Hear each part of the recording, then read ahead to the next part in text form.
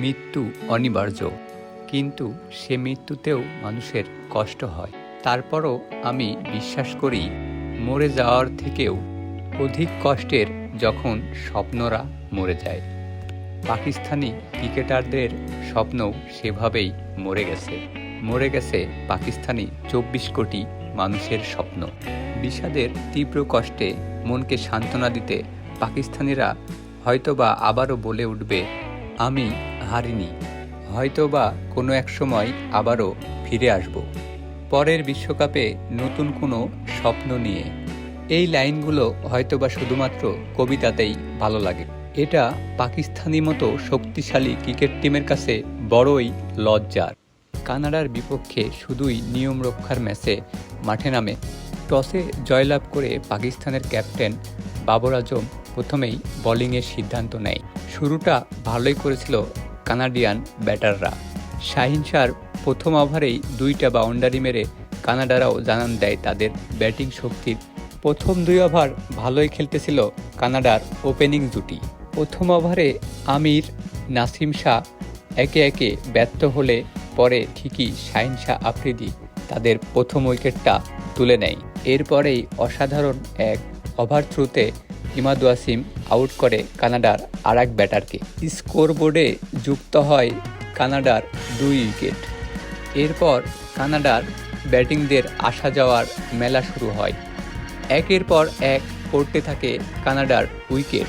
পাকিস্তানি বোলাররা তাদের সকল ব্যর্থতার প্রতিশোধ তুলতে থাকে ধস নামে কানাডার ব্যাটিং লাইন আপে।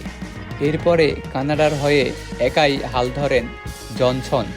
তুলে নেন বিশ্বকাপের মতো মঞ্চে তার প্রথম 50 তুলে জনসনও জানিয়ে দিল, আমি খুব গাঢ় ধ্বংসের ক্ষতচিহ্ন নিয়ে বুকের মাটিতে পৃথিবীর মতো সুঠাম দাঁড়িয়ে থাকা অবিচল তনু, আমাকে এতটা অসহায়, এতটা নিম্নমান ভাবো কেন। এরপরে নাসিম শাহ জনসনের উইকেট তুলে নিয়ে তাকে সাজঘরে ফিরান।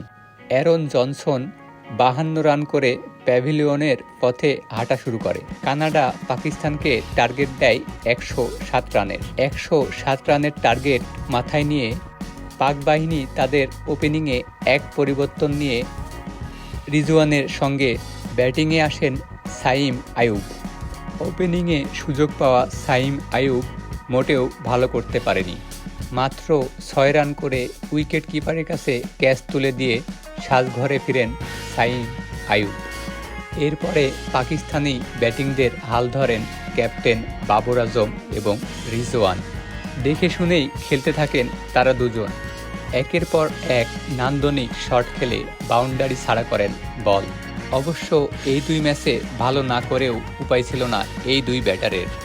প্রথম 2 ম্যাচে বাবর, রিজওয়ান অফ ফর্মে থাকার কারণে হারতে হয় তাদের চিরপ্রতিদ্বন্দ্বী পাকিস্তানের কাছে।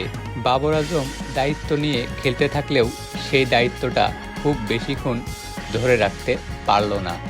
নিজের 33 রানে উইকেট কিপারের কাছে খুবই সহজ একটি ক্যাচ দিয়ে প্যাভিলিয়নের পথ ধরলেন পাক বাহিনীর ক্যাপ্টেন বাবর আজম। বাবর আজম আউট যাওয়ার পর আরও দায়িত্বটা বেড়ে যায় রিজওয়ানের ওপর।